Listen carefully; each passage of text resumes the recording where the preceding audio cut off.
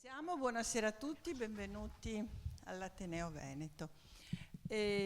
Oggi, come sapete, parleremo del Cristo Nero che, come da diapositiva che vedete, era collocato in questa parte del nostro Ateneo.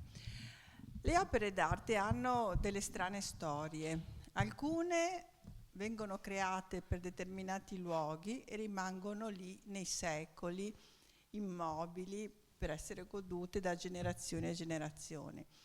Altre vengono depredate, distrutte, altre fanno degli strani viaggi.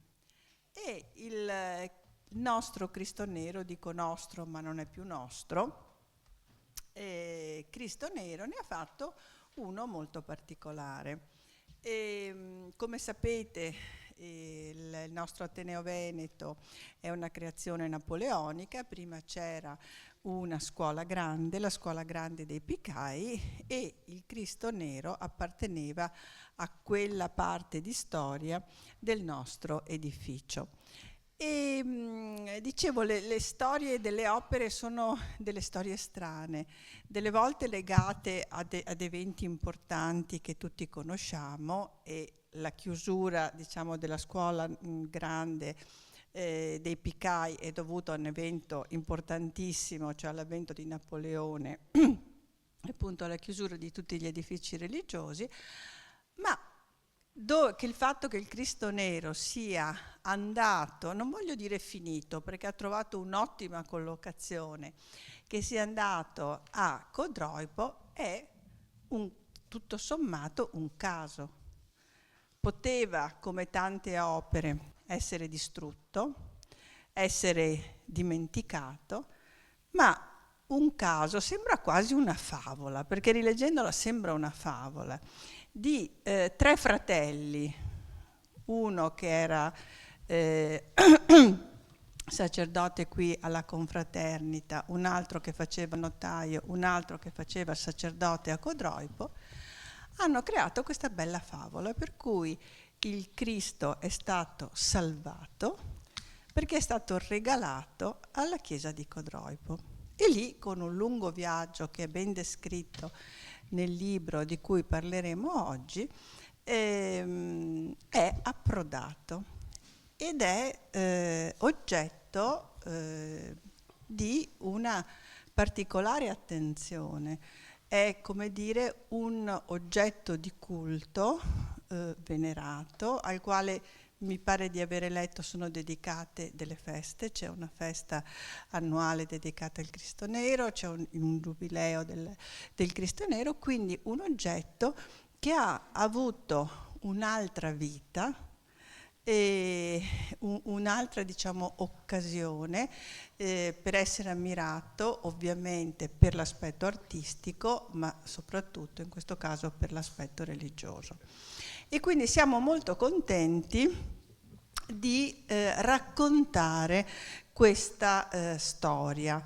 E devo dire che questo incontro ci ha anche dato un'idea di creare un ciclo che riguardi gli oggetti che c'erano all'Ateneo e che sono altrove. Noi non siamo stati spogliati di tutto, ma alcuni oggetti, per esempio l'altare dove si trovava, all'interno del quale era collocato il Cristo, adesso ha un'altra collocazione. Allora abbiamo pensato a questo ciclo dell'Ateneo altrove per raccontare parte della nostra storia attraverso i suoi oggetti che, diciamo, hanno trovato una collocazione diversa.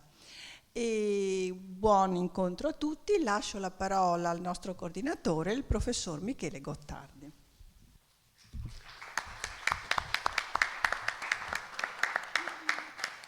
Scusate, dimenticavo, vorrei fare un ringraziamento particolare al curatore delle nostre opere, il dottor Camillo Tonini, che diciamo si è molto documentato sul Cristo Nero, ha fatto delle ricerche e anche fornito della documentazione, e che oggi non poteva essere presente, ma mi corre l'obbligo di ringraziarlo.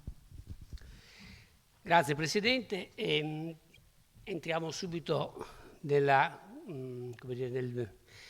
in medias res, non abbiamo organizzato questa serata come i greci del Pireo per avere indietro i leoni. Non vogliamo indietro il crocifisso, rassicuro l'arciprete che che da questo punto di vista voi potete fare come ha fatto l'amministrazione comunale di fronte ai greci del Pireo, che ha fatto lettera morta, d'altra parte era un po' difficile ridargli indietro i leoni dell'arsenale.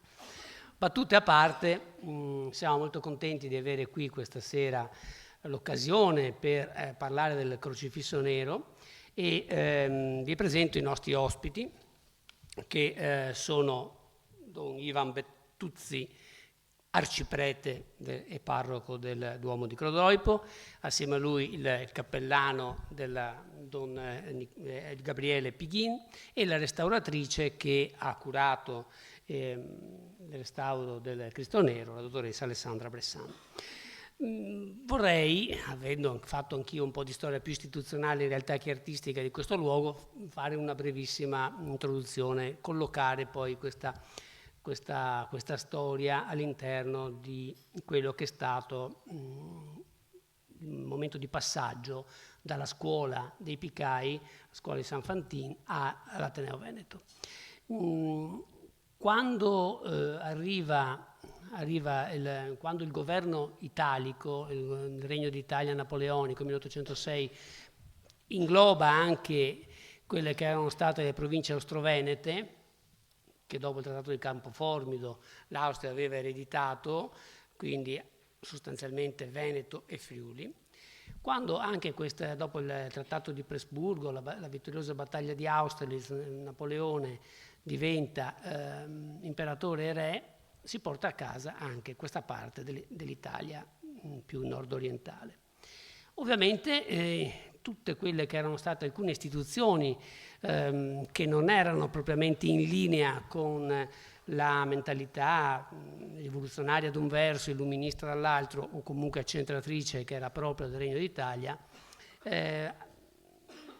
sono destinate alla scomparsa. Le corporazioni, i lavori, tutto quello che faceva parte dell'ancien régime.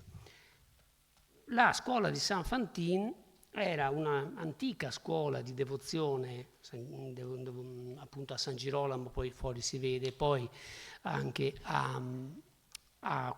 devoluta a questo compito che nel corso del XVII secolo era stata assurta tra le scuole grandi. Aveva questa vocazione, doveva accompagnare i condannati a morte all'ultima settimana. Era data questo compito di dar loro un ultimo pasto, una sepoltura, ma non solo. Il welfare della Repubblica Veneta da questo punto di vista era molto interessante perché prevedeva anche di sostenere le vedove e assieme alle vedove anche la prole del condannato o condannata a morte, per evitare che ricadessero negli stessi errori dei genitori.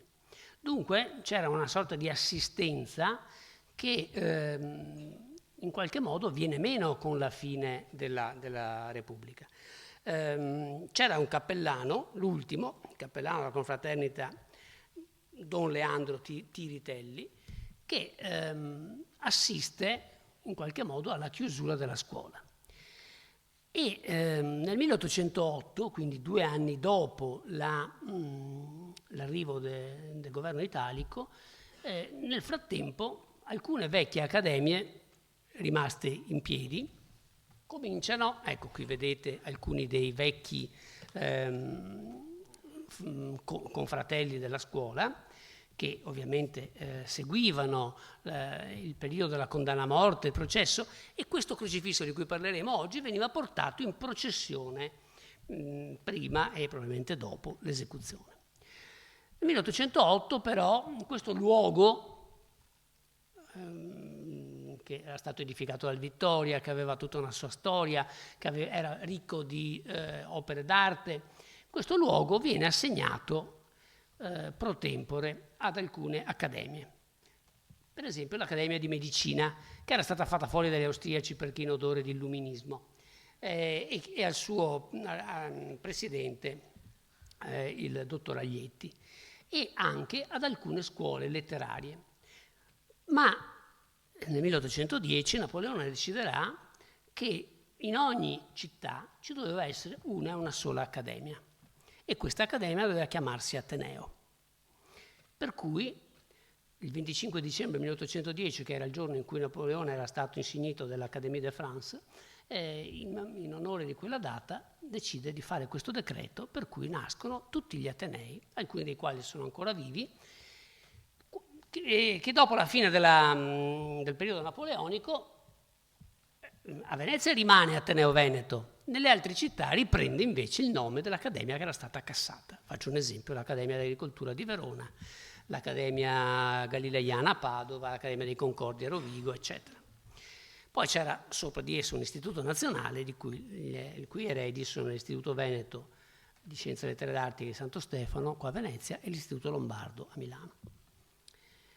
Questo per dire che nel frattempo quelli che sono destinati a curare questa nuova istituzione fanno la spesa libraria, perché tutti i conventi soppressi avevano delle straordinarie biblioteche e noi abbiamo di sopra ancora 2500 volumi di quella eredità, che poi è stata cresciuta nel corso dell'Ottocento. Ma come l'Ateneo fa la spesa e porta a casa, salvandoli assieme al bibliotecario della Marciana e ad altri bibliotecari, un patrimonio librario, così nello stesso tempo qualcuno ha fatto la spesa all'interno dell'Ateneo. Per esempio la Basilica di San Giovanni e Paolo si porta a casa 2 bellissimi altari del Vittoria, uno dei quali, l'avete forse visto prima, portava il crocifisso, e uno è destinato a San Giovanni e l'altro appunto. Questi 2 altari oggi si trovano a San Giovanni e Paolo.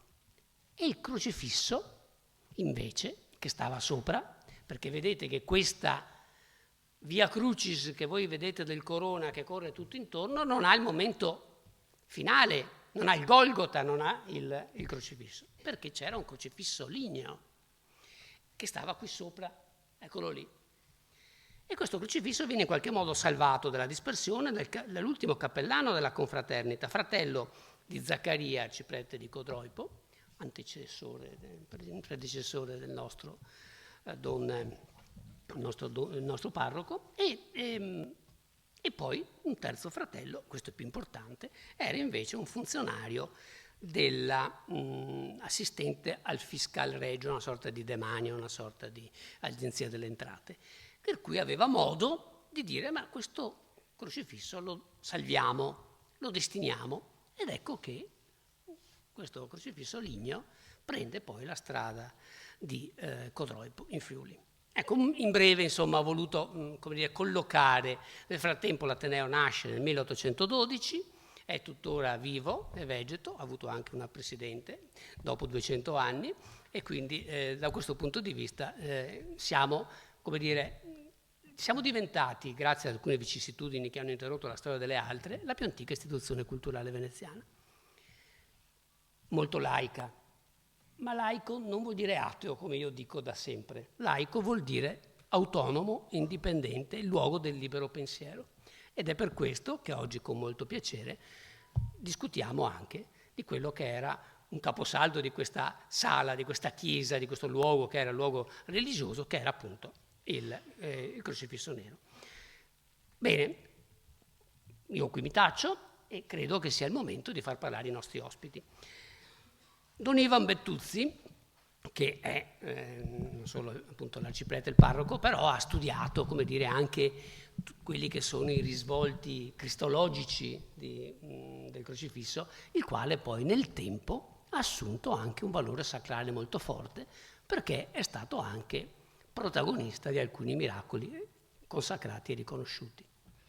Prima di parlare io, farei parlare però Don Gabriele, vediamo se possiamo andare, perché forse è interessante il viaggio da Venezia a Codroipo, e poi vediamo un attimo i risvolti cristologici, appunto. Anche partendo da quanto ci è stato presentato in questo momento, abbiamo visto come la storia si è dipanata di questo Cristo partendo da questo luogo per poi dirigersi poi verso il 1808 verso Codroipo.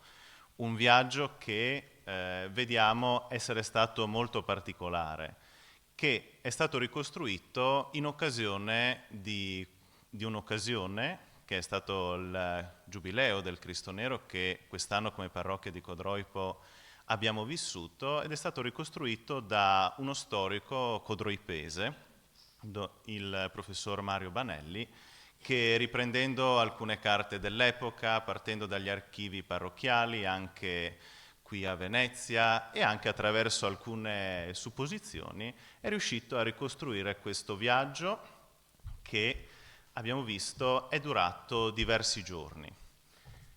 Vediamo come parte da Venezia, da Rialto, dal Canal Grande, e per poi passare in quello che è il... Scusa. Ecco, Grazie così lo giro. Grazie mille. Per poi passare presso il canale Tre Porti, il canale Casson e continuare verso Cavallino. Come possiamo notare anche dalla cartina precedente, questo viaggio innanzitutto ha una particolarità. Infatti vediamo che non avviene attraverso mare, ma avviene attraverso canali e fiumi. Questo perché? Perché all'epoca i mari erano piagati da quella che erano corsari o pirati che rischiavano di attaccare quelli che erano i convogli. Quindi, per sicurezza, Venezia aveva creato tutta questa grande rete di canali più sicuri per poter trasportare le merci, e una di queste merci preziose era per l'appunto il Cristo Nero, che era stato stivato in maniera sicura. Questo viaggio, come vediamo, era iniziato e dura 4 giorni, e dal secondo giorno in poi prosegue verso Jesolo, per poi continuare verso il porto di Cortellazzo, e vediamo anche le distanze che vengono intraprese in tutto questo, per poi continuare verso Caorle, San Gaetano, per poi arrivare a Portogruaro e da lì iniziare il suo viaggio non più per via acqua, ma adesso via carretto, che era anche uno dei mezzi più utilizzati all'epoca, per poi proseguire, come vediamo, a Portogruaro, Cordovado, San Vito, per poi arrivare il 1° dicembre 1808 presso Codroipo. E questa è una data molto particolare perché è vero che arriverà il 1° dicembre, però bisognerà attendere diversi mesi per ottenere tutte quelle che sono le autorizzazioni anche canoniche da parte del vescovo e della curia per poter esporre questa nuova immagine sacra. E quindi verrà custodito per diversi mesi, fino al 31 marzo 1809, nella canonica di Codroipo. Qui vediamo anche una ripresa di quello che è la storia a noi conosciuta del Cristo Nero, quanto ci è stato già anticipato, con una piccola particolarità. Vediamo che la datazione è molto generica, questo perché ci sono molti studi in materia, perché come sappiamo questo luogo nel 1562 ha subito un grande incendio, e quindi anche tutti quelli che sono i documenti relativi al Cristo Nero sono andati dispersi. Il primo documento relativo a questa scultura lignea è dal 1563. Ma tornando poi a quella che è la storia del Cristo che arriva a Codroipo, per l'appunto nel 1809 arriva, e il suo arrivo viene accolto con grande festa. Infatti viene scritto nel libro storico conservato nell'archivio da Monsignor Zaccaria Tiritelli, allora parroco di Codroipo, e come ci è stato detto anche fratello dell'allora cappellano della Confraternita Leandro, che dai vicini ed ancora lontani luoghi folla immensa di popolo accorse. Si stimano intorno alle 10.000 persone, che possiamo paragonare all'epoca essere stato una folla immensa e mai vista prima d'ora. Il Cristo Nero venne accolto in maniera solenne, venne costruito anche un altare temporaneo accolto davanti alla chiesa e lì rimase per diverso tempo per l'accoglienza e anche l'adorazione da parte dei fedeli. E proprio anche in relazione a questo arrivo, ma questo lo vedremo dopo, anche Monsignor Zaccaria ci lascia una testimonianza di alcuni miracoli avvenuti in occasione proprio di questa prima settimana. In seguito il crocifisso venne ospitato presso l'altare del Cristo, che allora era stato fatto in legno, anche se risultava essere un altare temporaneo. Nel corso del tempo la devozione verso questo crocifisso presso la gente di Codroipo, ma anche di tutte le parrocchie di tutto il Medio Friuli, divenne sempre più grande, tanto che venne costruito per il Cristo nel 1853 un grande altare ligneo dove tuttora è custodito. Ecco. Dove tuttora è custodito. Dove tuttora è custodito. E molte anche furono gli eventi a livello parrocchiale e del territorio dove il Cristo Nero venne condotto in processione. Questo perché? Perché sappiamo che il 1800 è stato un periodo anche ricco di grandi difficoltà, sia dal punto di vista sanitario, sia anche da un punto di vista delle carestie. Infatti numerose furono le carestie, numerose furono le pesti, o anche i casi di malaria. E per ogni occasione di questo il crocifisso veniva portato in processione.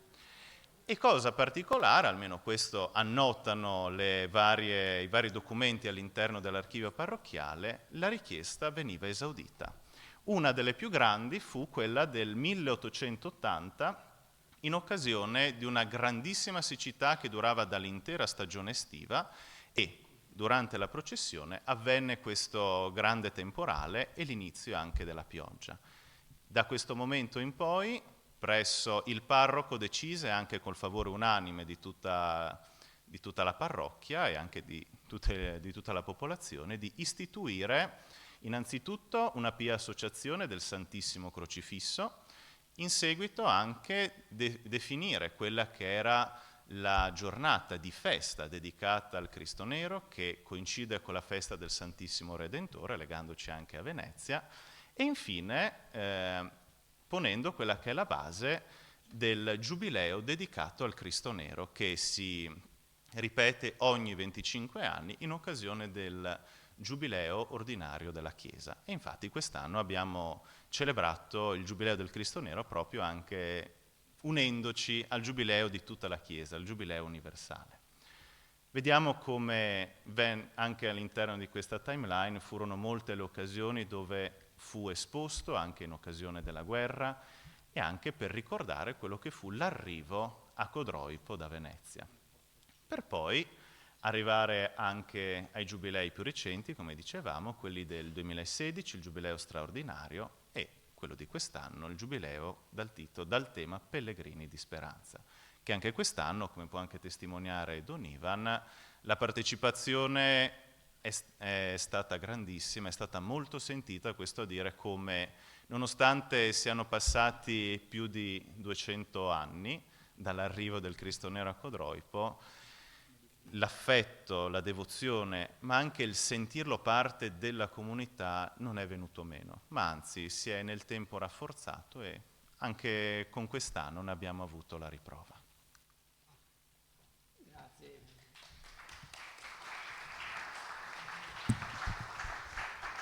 Grazie Don Gabriele, adesso la parola a Don Ivan, nel quale ci introduce anche dal punto di vista teologico su quelli che sono i valori dell'immagine cristologica che richiama il crocifisso nero.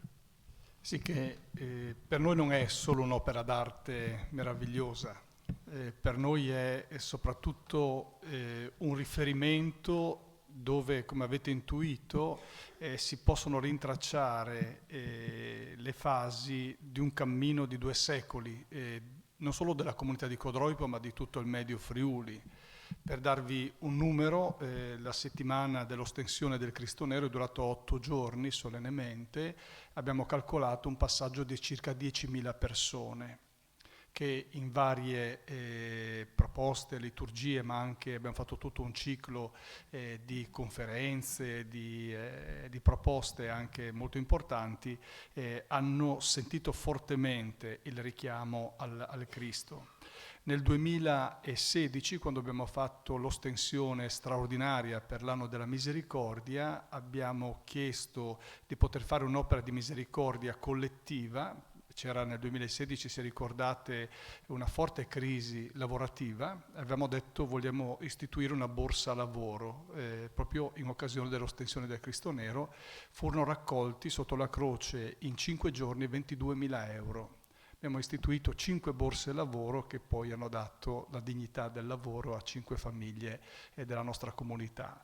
Per dire che quando si muove il Cristo Nero, per noi si muove molto più che un oggetto d'arte di tutto rispetto, si muove un sentimento forte di appartenenza che dà nella croce di Cristo proprio un elemento di riconoscimento di quello che è il talento, il carisma della fede cristiana. Una fede che non è bigotta, perché il Cristo Nero ha questa capacità di filtrare una devozione stantia, sentimentale, e proprio per il fatto che questa croce è nera, dà un elemento che immediatamente, possiamo dire, spolvera tutta quella patina di poesia che molte volte rischia di essere anche edulcorata e quindi molto debole dal punto di vista spirituale. Poi ci spiegherà la restauratrice, il Cristo in realtà in origine è policromo, è stato reso nero, brunito, perché aveva questo compito di accompagnamento dei condannati a morte. Ma questo richiama teologicamente un fatto, che Cristo, dice la Scrittura, ha preso su di sé le sofferenze, ha preso su di sé anche il destino amaro dell'uomo.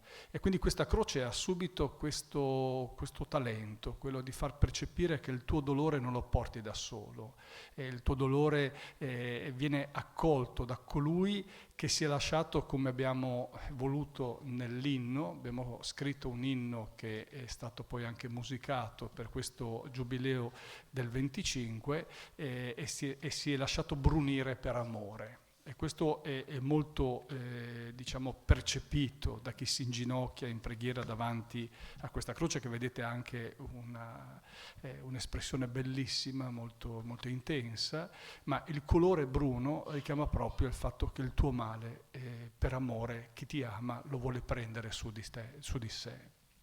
Un altro elemento che caratterizza il legno di questa croce è che fa parte delle croci cosiddette del lignum vitae, che richiamano l'albero piuttosto che un legno piallato.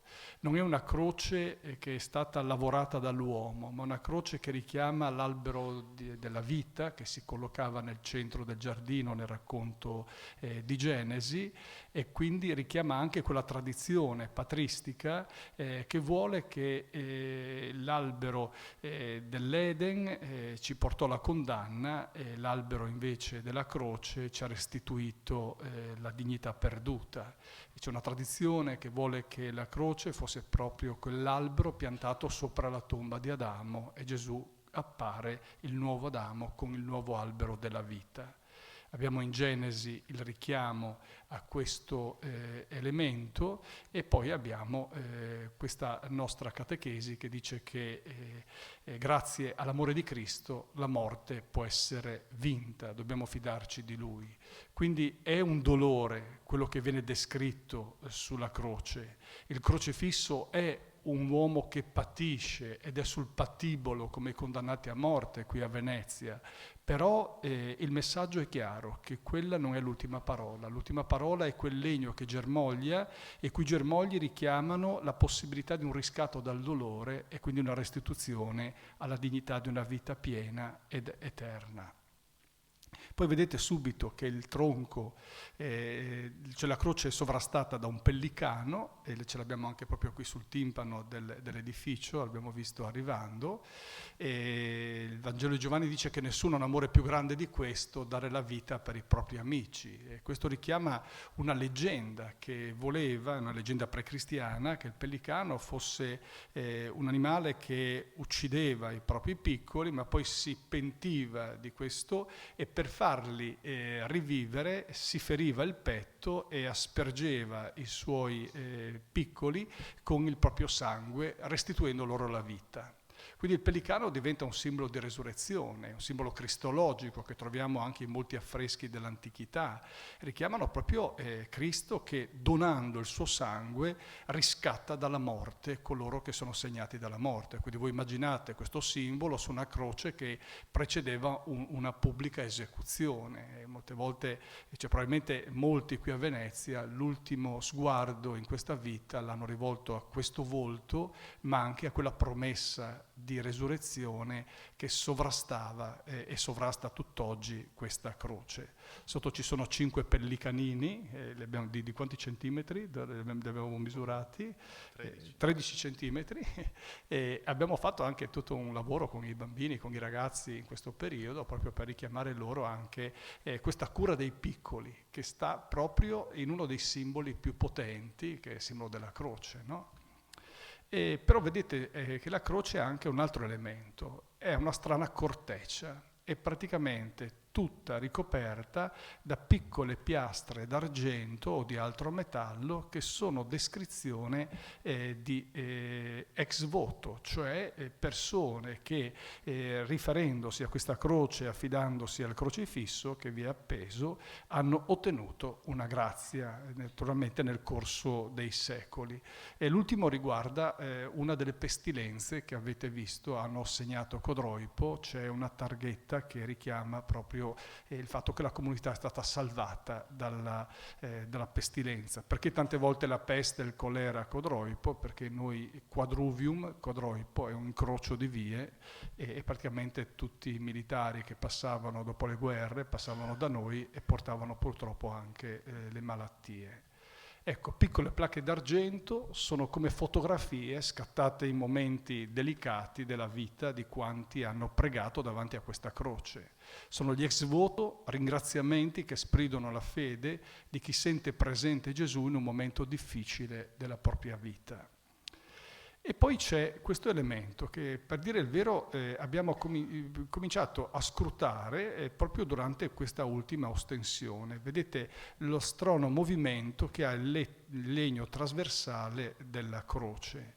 E secondo alcuni che anche si occupano di storia dell'arte, sono venuti in questo periodo a Codroipo, potrebbe essere il richiamo ad una tradizione che è quella appunto del giogo, no? Perché dice il Vangelo di Matteo: prendete su di voi il mio giogo, imparate da me, perché io sono mansueto e umile di cuore, voi troverete riposo per le anime vostre, poiché il mio giogo è dolce e il mio carico è leggero.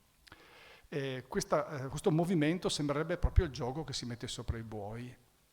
E perché è dolce e leggero il carico che Gesù propone? Io mi sono informato presso dei contadini della nostra zona, quelli più anziani, e mi dicevano che di fatto quando mettevano il giogo sopra i buoi c'era sempre uno che era un po' più alto dell'altro e quello portava tutto il peso. E quindi quando Gesù dice prendete il mio giogo su di voi perché il mio carico è leggero, è perché lui si propone di portare il peso maggiore della nostra croce insieme con noi. E il Cristo Nero di Codroipo sembra richiamare, noi chiamiamo il Cristo Nero di Codroipo, non offendetevi, ma ormai lo sentiamo nostro, sembra richiamare proprio questa pagina del Vangelo. Chi si pone davanti a lui, vedete, comincia a trovare moltissimi elementi. Io posso arrivare carico di sofferenza, ma sento che lui prende su di sé il mio dolore, quel colore brunito, mi promette che non sarà l'ultima parola sulla mia vita, ed ecco il legno che fiorisce. Mi dice porterò io il peso insieme con te perché il mio carico è leggero. E poi mi dice guarda quanti si sono rivolti a me e hanno lasciato traccia che io ho dato loro una risposta. Ecco, Qui alcune immagini del viaggio del Cristo a Codroipo, per avere un'idea di quello che nel corso del tempo è accaduto quando c'è stata l'ostensione della croce. Vedete che quello che vi stiamo dicendo è veramente fondato storicamente. Qui abbiamo veramente sempre delle folle quando il Cristo è stato esposto in occasione della guerra, in occasione appunto dei giubilei che lo hanno caratterizzato. Vedete le processioni più antiche, ma arriviamo fino ai nostri giorni. Questo qui è l'ostensione dell'84, con il cardinale Glemp, che era venuto da Cracovia, dalla Polonia. E qui vediamo l'ostensione del 2009 con la processione, e qui arriviamo alle ultime ostensioni. Questa qui è quella del 2016. Vedete che abbiamo creato anche una struttura per poterlo porre in piedi in sicurezza. Sullo sfondo vedete l'altare che è stato realizzato per ospitare la Santa Croce. E questa è l'ostensione di quest'anno. Qui siamo nel febbraio, nel marzo di quest'anno, con l'ostensione appunto lì c'è l'arcivescovo Monsignor Lamba che ha appena svelato la croce. Abbiamo scritto un inno anche, che è stato musicato da Francesco Meneghello, che è l'autore dell'inno del Giubileo del 2025 della Chiesa Cattolica. Noi abbiamo scritto un testo che richiama diverse pagine bibliche che hanno per tema l'albero, e si chiama l'albero della croce, l'albero di vita. E qui forse Don Gabriele può dirci qualcosa del primo miracolo. Certo. Come dicevo prima, all'interno del libro storico dove Monsignor Zaccaria racconta l'arrivo del Cristo Nero a Codroipo, ci sono anche raccontati 3 miracoli che sono avvenuti in occasione di questo arrivo. Il primo tra questi è proprio quello della guarigione, o più precisamente della salvezza di questo bambino che si chiamava Francesco Monreale, che cita il testo, era figlio di Antonio, una persona nota nel luogo, e insieme alle grandi migliaia di persone era andato a porgere un saluto al Cristo.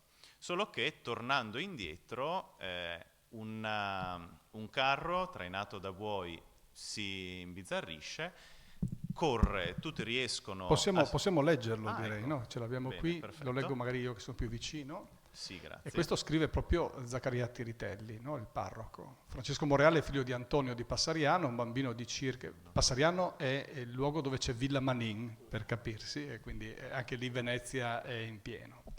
Circa 9 anni, nel giorno di festa, vedendo tutto il popolo affrettarsi al bacio dell'immagine del crocifisso, benché gli fosse difficile superare la calca, finita la predica, corse il momento e avanzando con fatica arrivò al Cristo e gli diede un bacio. Poi si avviò con il papà per ritornarsene a casa, fece pochi passi in mezzo alla folla che, terminata la funzione, rientrava anch'essa, si parla di 10.000 persone, a casa. Davanti alla cappella di San Rocco arrivava di tutta corsa un carro a 2 cavalli, lì c'è una strettoia che oggi si chiama Via Roma, caricato di pesanti bauli. Tutti quelli che si trovavano sulla strada si misero sotto il muro per schivare il pericolo, Francesco invece venne travolto. Tutti lo diedero per morto, il padre disperato corse al carro e domandò al guidatore conto di suo figlio, che i suoi cavalli lo avevano, come gli credeva, privato di vita. Intanto il bambino venne rialzato e si chiamò Don Francesco Cignolini, cappellano curato della Santa Croce, esperto anche nella cura delle fratture e delle ossa slogate. Incredibile. Arrivato non trovò nel bambino il minimo danno, tranne una leggerissima contusione. Sicché il buon Francesco nel giorno seguente, secondo il suo solito, sano e salvo, tornò a correre per i campi e con commozione del papà, che tutto felice si recò dal parroco per comunicare il miracolo che aveva salvato suo figlio. Così avete una piccola nota di cronaca locale che dà proprio a questa croce un importante riferimento anche per questo tipo di fenomeni che l'hanno caratterizzata.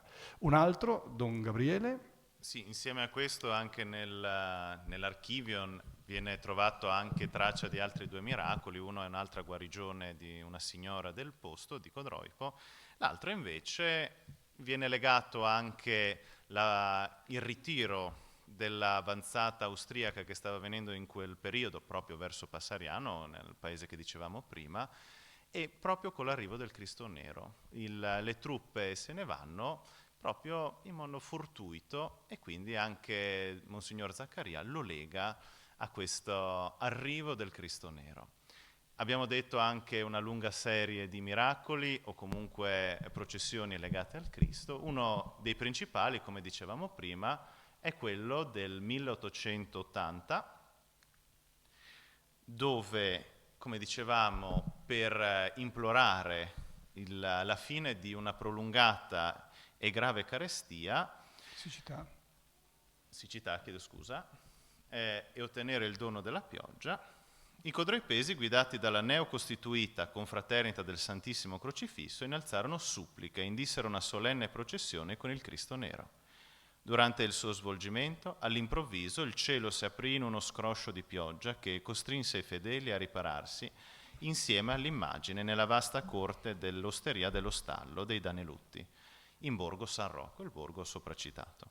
A ricordo di quell'evento straordinario, la famiglia dei titolari fece realizzare un affresco, che ora purtroppo è perduto, alla cui sommità c'era la seguente iscrizione: Effigie miracolosa del Crocefisso della chiesa di Codroipo, ritratta per la cura della famiglia Danelutti in memoria e nella solenne processione del 18 luglio 1880, interrotta da un improvviso temporale, fu messa a riparo. Questo è uno degli affreschi che ha caratterizzato la cittadina di Codroipo, ma insieme a questo sono state anche realizzate altre opere legate a queste processioni o come ringraziamento al Cristo. Ci sono molte opere votive o anche all'interno della chiesa, come dicevamo. Il Cristo Nero ha caratterizzato anche l'arte, ma anche quella che è la vita della comunità codroipese. E queste ne sono alcune prove. Bene. Io passerei ora, chiederei alla dottoressa Bressan, che è stata autrice del restauro, alcune note anche dal punto di vista storico. Noi abbiamo visto che, sappiamo anche che questo tipo di crocifissi hanno degli altri esempi anche vicini, per esempio a Padova con quello del Martello, ai Frari, eccetera. Sì. Ma le farò una domanda un po' provocatoria. Sì. Questi Cristi sono policromi, alcuni di questi. Sì. Ora, nella storia della croce, anzi della morte di Cristo, come è raffigurata, mi avventuro un attimo in un campo cristologico, ma la morte e la morte di croce, come è citata più volte, di solito ha un senso sì, importante anche di sofferenza, ma anche di resurrezione.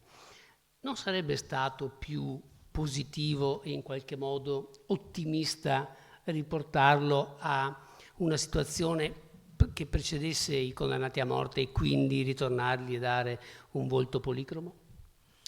Allora, sì, questa è una questione che è molto discussa. Non è facile prendere una decisione in questi casi, perché la patina è un elemento che dovrebbe essere un elemento naturale, anzi un elemento, cioè si parla di patina nobile quando l'offuscamento, lo scurimento, l'ingiallimento o comunque una tonalità più scura data dall'ossidazione della vernice, dall'ossidazione dello strato che è in diretto contatto con l'ambiente e con gli agenti atmosferici, la luce, il pulviscolo atmosferico, produce uno scurimento naturale e quella è la patina naturale.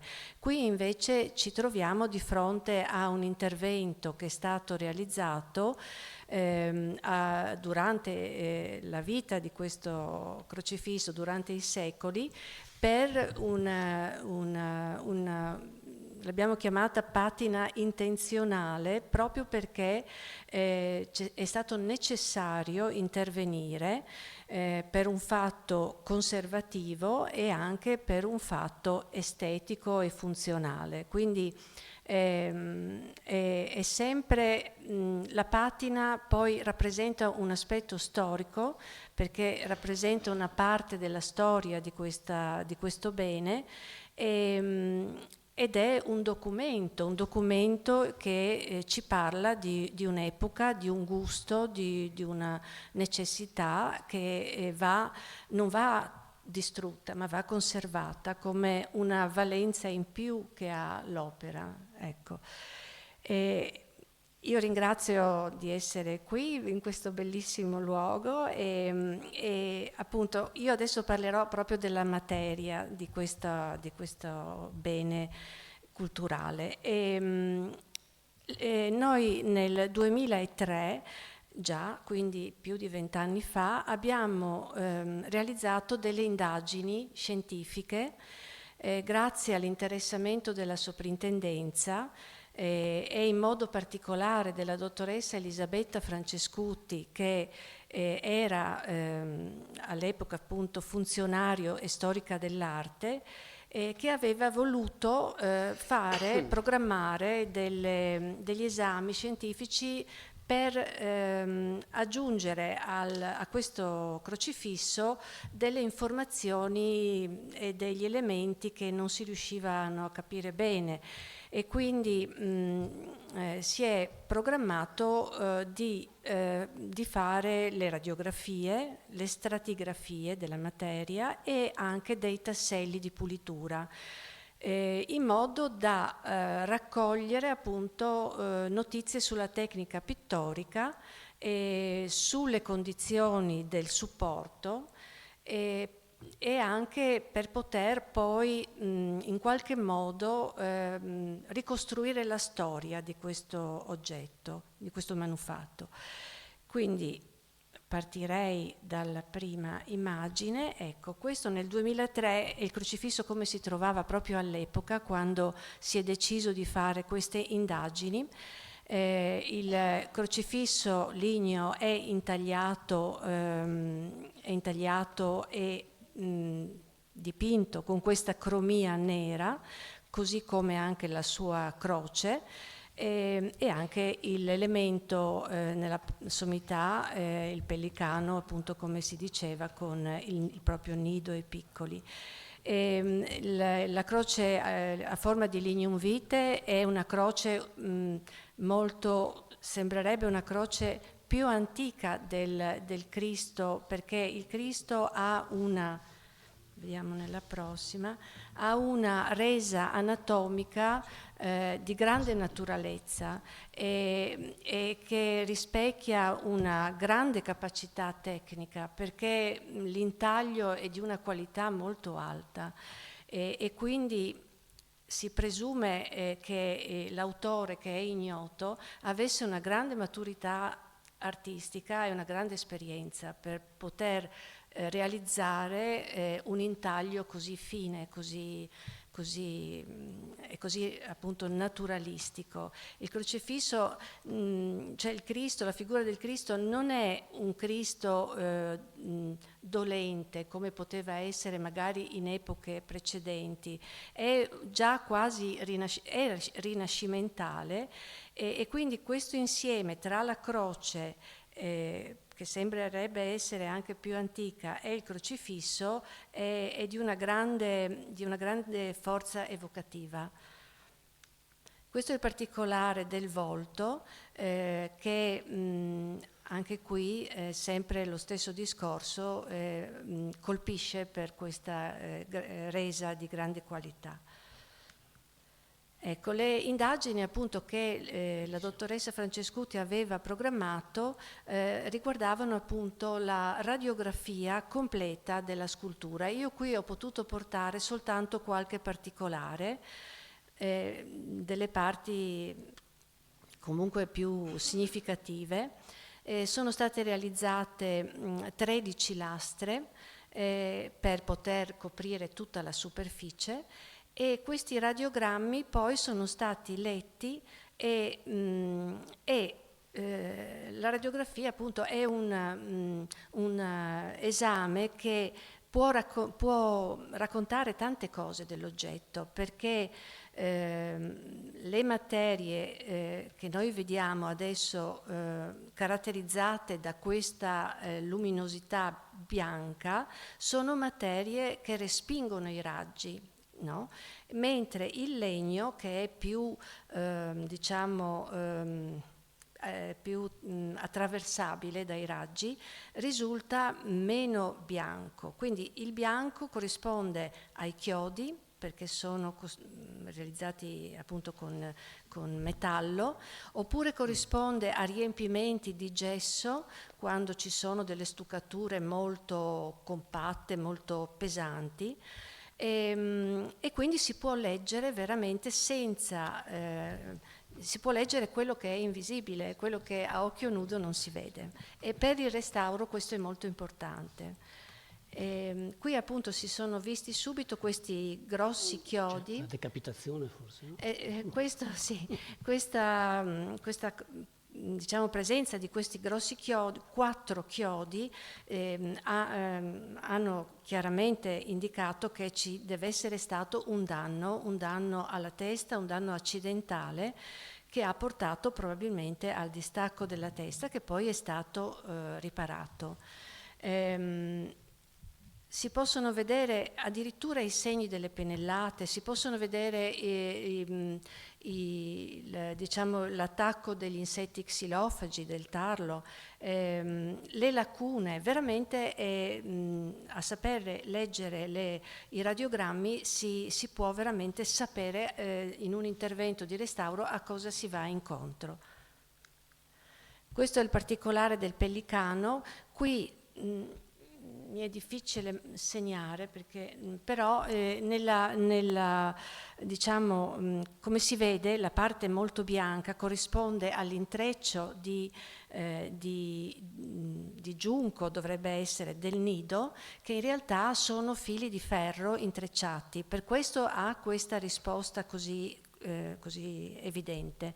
Si vede anche qui un grosso perno che sostiene il tutto, e qui poi nell'ala destra, in un angolino in alto, non so se riuscite a distinguere, però ci sono 4 piccoli chiodi che poi vedremo nelle immagini successive corrispondono a un danneggiamento dell'ala del pellicano.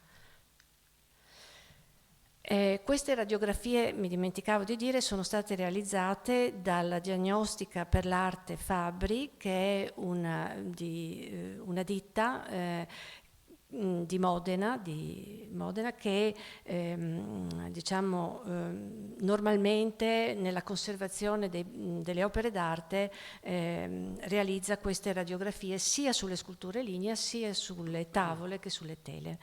Ecco, in questo caso qui siamo sul braccio sinistro del Cristo, e qui si vede appunto il grosso chiodo che lo tiene fissato alla croce, e ho evidenziato con una freccia rossa una lamina di questi ex voto, che al di sotto, se riuscite a vedere, c'è una piccola croce. Cioè al di sotto di quella lamina c'è un'altra croce che è precedente alla lamina. Questo per dire, ed è collocata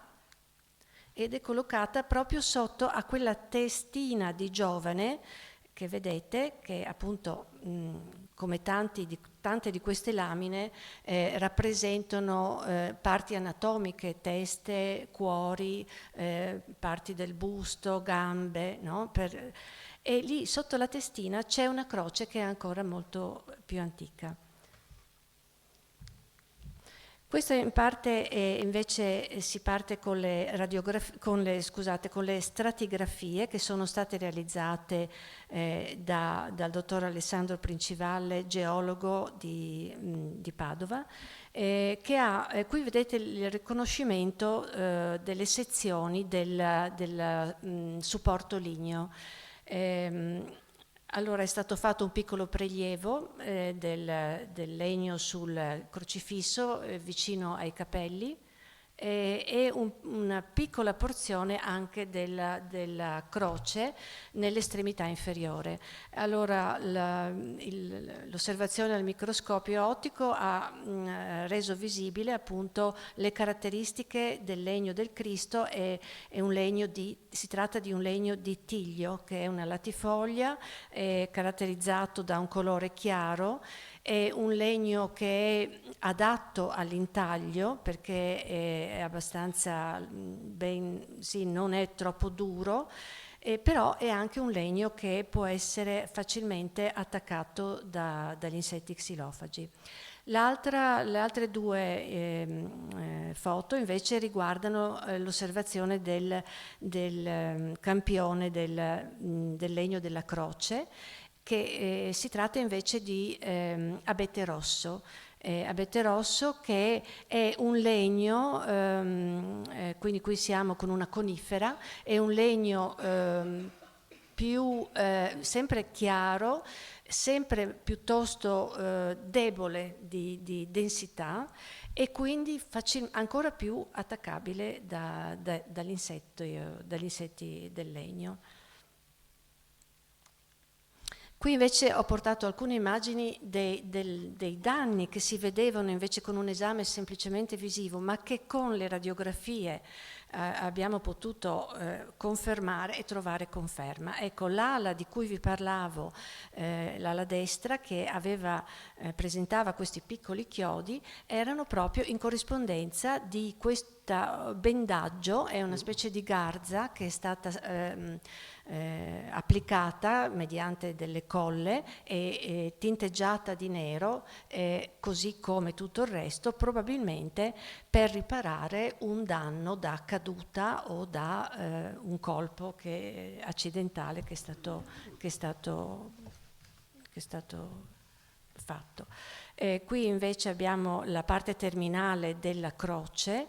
Qui si può vedere, penso abbastanza, che presenta anche visivamente un legno molto molto eroso dai tarli, e quindi un legno che chiaramente risulta fragile e che ha avuto necessità di essere in parte consolidato. Questo è un altro punto fragile, e cioè il piede destro. Come vedete, l'ala destra del pelicano, il piede destro del crocifisso, probabilmente la testa piegata dalla parte destra, può darsi una caduta anche, qualcosa, e anche qui nel piede l'erosione del legno e la garza che è perfettamente aderente, è una riparazione fatta probabilmente molto tempo fa, molti secoli fa, ma è perfettamente aderente ed è colorata di nero sempre. Quindi questa cromia nera, che come vedete anche sui piedi è perfettamente compatta, aderente, non presenta nessun sollevamento ed è come una replica fedele dell'intaglio, cioè non è una ridipintura come normalmente si definisce ridipintura, qualcosa che appesantisce la superficie perché aggiunge spessore, no? Materia, spessore, per cui stuccature. Questa invece è per quello parliamo di patina, di uno strato veramente sottile di una resina che è pigmentata di nero, ma con un pigmento molto fine, molto fine. Ecco, questa è la stratigrafia fatta questa qui è la stratigrafia su un piccolo frammento del perizoma. Sono presenti 4 strati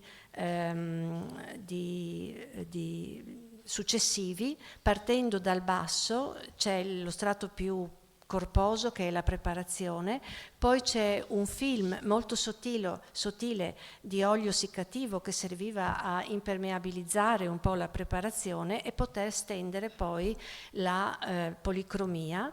In questo caso lo strato successivo, il numero 3, è la policromia, che in realtà è costituito da biacca con rarissimi frammenti di pigmento ocra e che corrisponde al perizoma. Quindi il perizoma era bianco o comunque un bianco appena tendente all'avorio, ma sostanzialmente bianco.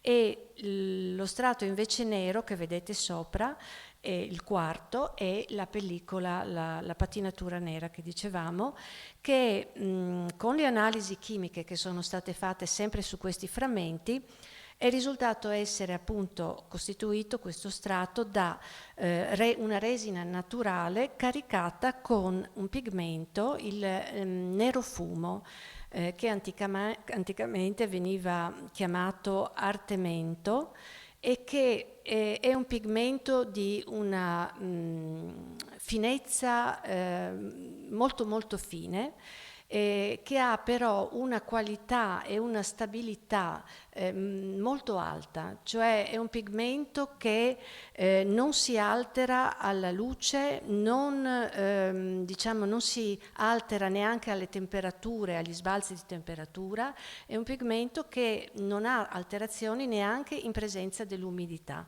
Quindi veniva utilizzato spesso anche proprio come pigmento adatto a conservare un bene, sì, perché aveva queste proprietà. E l'intensità di questo pigmento con poca materia dava una resa molto alta. Diciamo che è il pigmento più nero, più intenso nella tavolozza, disponibile. E questo ha permesso di poterlo stendere in una maniera così sottile, così fine, e che non crea, che non toglie niente alla qualità dell'intaglio. Ecco, poi questi sono i tasselli che sono stati fatti per completare il lavoro di indagine. Sono tasselli che ho realizzato in più punti della scultura. Ecco, qui vedete anche sul collo la fenditura proprio precisa del punto dell'attaccatura della testa. Questi tasselli sembrano scuri, non ben, cioè uno dice non è incarnato questo. In realtà questo è un incarnato, quello che si vede, è un incarnato però che ha una sua patinatura, anche quella naturale,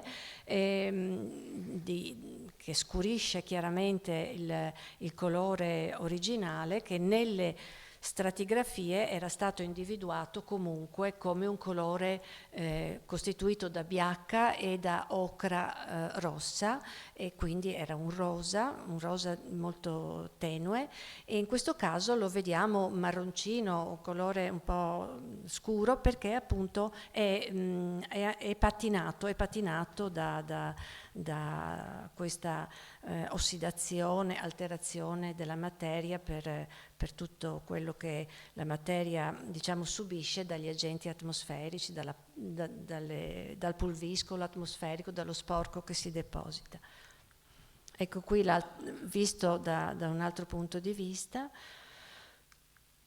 Questo invece è il tassello sul perizoma e in parte sull'incarnato. Qui vedete la differenza, che il perizoma appunto è bianco, mentre l'incarnato ha questa tonalità più calda, che è appunto tipica dell'incarnato.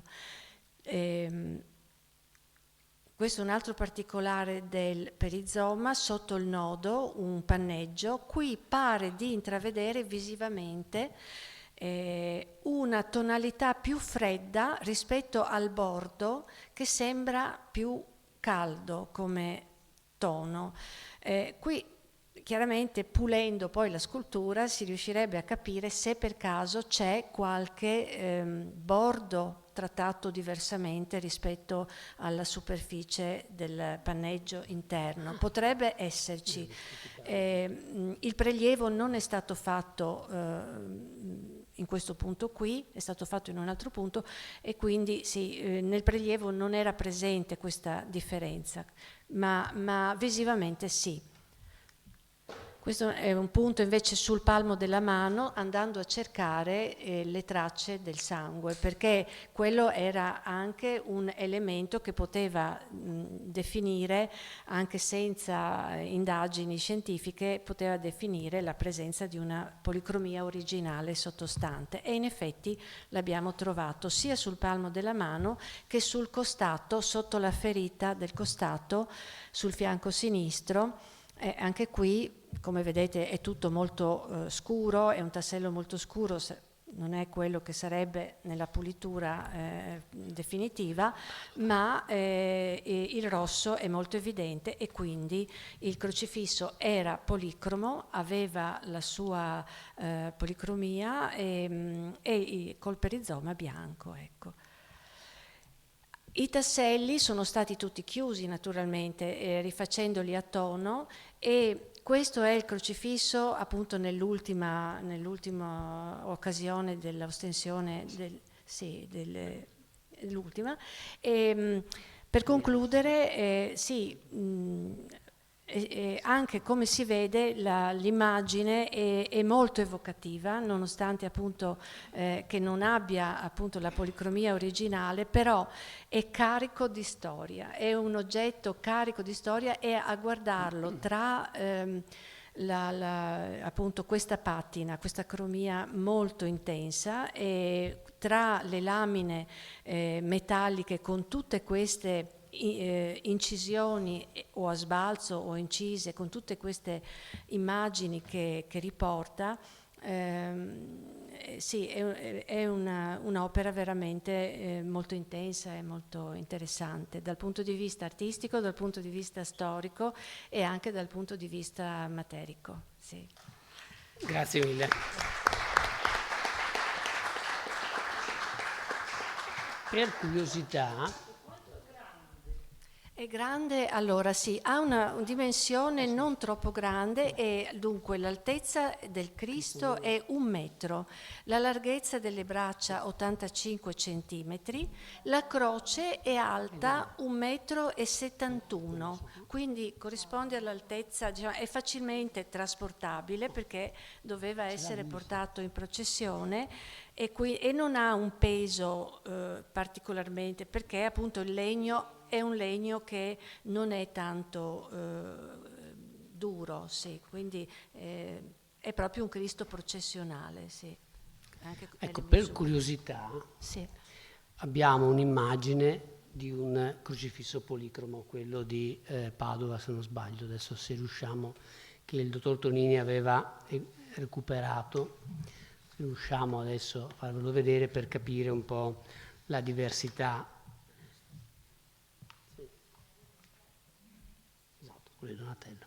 Santa Maria dei Servi. Quello di Donatello, no? Sì, quello di Donatello. Ecco, la dottoressa Francescutti, che è quella che ha condotto programmato e diretto queste indagini, è la stessa persona che poi ha seguito il restauro del Donatello della Chiesa dei Servi, restauro che è stato realizzato nel 2015 e che ha previsto in quel caso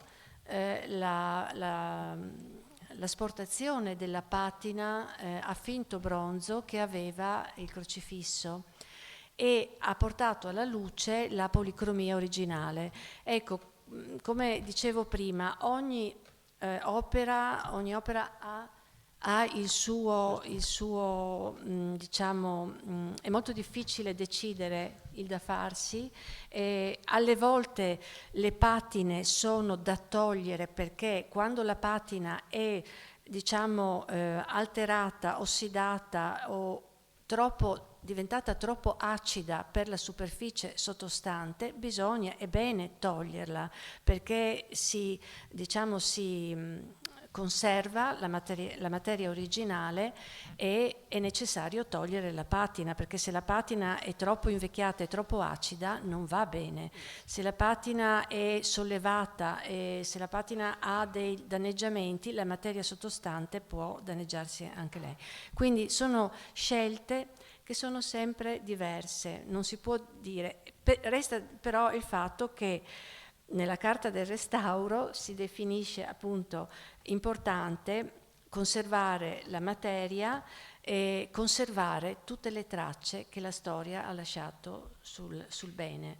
Non possiamo noi oggi togliere per esempio, a me è capitato anche con un dipinto di trovar dipinto un santo aggiunto in un'epoca successiva che copriva l'originale sottostante, ben conservato e tutto. Però quel santo è stato aggiunto per delle motivazioni, per un fatto storico, perché comunque è un momento storico del passaggio dell'opera nei secoli e tutto quello che si aggiunge è un documento da conservare, non si può sempre togliere per arrivare sì, dipende da caso a caso. Sì. Ma sentendo tutta questa storia, credo che il Cristo Nero il miracolo l'abbia fatto soprattutto a se stesso, sì. Perché come dire, rischiava veramente di essere messo in in un sottoscala o essere portato a essere distrutto, invece è oggetto di tale cura e di tale devozione che insomma è veramente una storia a lieto fine. Ecco, io sono curiosa di questo, proprio della devozione, perché non tutti gli oggetti diventano oggetti appunto di devozione. È indipendente anche dalla bellezza, dalla qualità dell'oggetto stesso. C'entra che sia un discorso, come dire, che sia un oggetto artisticamente pregevole, ma non è detto. E invece questo Cristo par di capire fin da subito è stato oggetto di un culto particolare. Allora mi piaceva capire la storia. È stato perché è stato portato da Venezia, è stato perché diciamo è un culto che è stato un po' indotto, scusate se mi esprimo in queste maniere, o perché? Qual è stata la storia di questa devozione così forte e così continua nel tempo? Perché anche questo è un altro dato. Ma devo dire che anche con Don Gabriele e anche con Alessandra Bressan possiamo testimoniare che solo l'aver ripreso in mano la storia del Cristo Nero e aver cominciato a raccogliere tanti elementi ci ha fortemente coinvolti. È un'opera che non lascia indifferente proprio per la sua stessa natura. È talmente complessa, è talmente ricca di simboli, è talmente carica di storia che quando tu ti avvicini a quell'opera capisci che devi imparare la sua lingua e devi imparare a relazionarti con essa, no?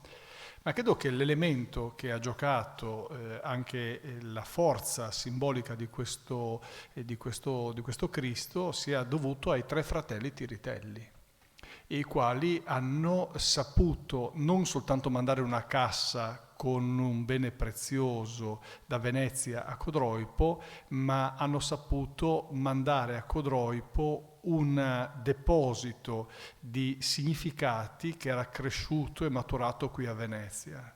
Leandro Tiritelli conosceva l'importanza simbolica che i veneziani davano a questo oggetto di culto e ha voluto salvarlo da razzie napoleoniche proprio perché non andasse disperso un patrimonio spirituale. E il fratello ha recepito tutto questo. Abbiamo anche il carteggio per poter avere le autorizzazioni. C'è stato l'avvocato che di mezzo ha lavorato, il terzo fratello, Francesco.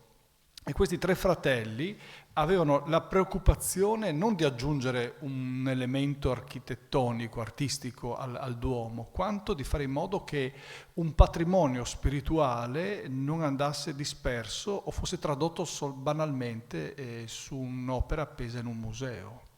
Io credo che questo sia stato l'elemento che ha portato a Codroipo una forte attesa, e da dicembre a febbraio, marzo, i codroipesi hanno atteso con grande trepidazione che il vescovo autorizzasse l'esposizione, e quando venne quel giorno Codroipo si mobilitò, e da quella volta, ogni volta che viene osteso simbolicamente in modo solenne, c'è un reale movimento di persone che lascia stupiti anche noi, che di fatto vediamo che questa tradizione si è conservata nel tempo, ma non, vorrei che non passasse l'elemento miracolistico. Non è questo l'aggancio è dato piuttosto alla capacità comunicativa dei simboli di cui è attrezzata questa croce. E poi quel nero che la caratterizza è qualcosa che ha a che vedere con la sofferenza. La sofferenza è qualcosa che ci tocca a tutti, soprattutto ci tocca nel momento in cui viene messa in evidenza con la speranza. Questa croce conserva la crudezza del dolore, ma anche la potenza del riscatto. Ci sono questi due elementi che la rendono unica e affascinante. Grazie mille. Io credo che nel Duomo di Codroipo ci sarà una piccola biblioteca, e però forse una cosa le manca, Monsignore. Chiedo ora alla... No, io lo lascio invece, la do al past president, che è stato l'autore di questo volume. Quindi... non di tutto, ovviamente. Ma... Allora, le do, come dire, non le chiedo il crocifisso indietro, ma anzi le do una cosa in più. Lo difenderei fino alla morte. Questo l'abbiamo fatto per il bicentenario, raccoglie la storia dell'Ateneo, ovviamente, quindi è quello che arriva dopo l'uscita del crocifisso. Va bene, grazie. Allora noi abbiamo portato il catalogo della mostra, perché in realtà abbiamo realizzato anche una mostra che è stata parecchio visitata, e questo è il catalogo della mostra che doniamo allora all'Ateneo, così sapete che la storia continua. Una copia anche... grazie. Grazie mille. Bene, grazie a tutti voi e alla prossima occasione. Grazie.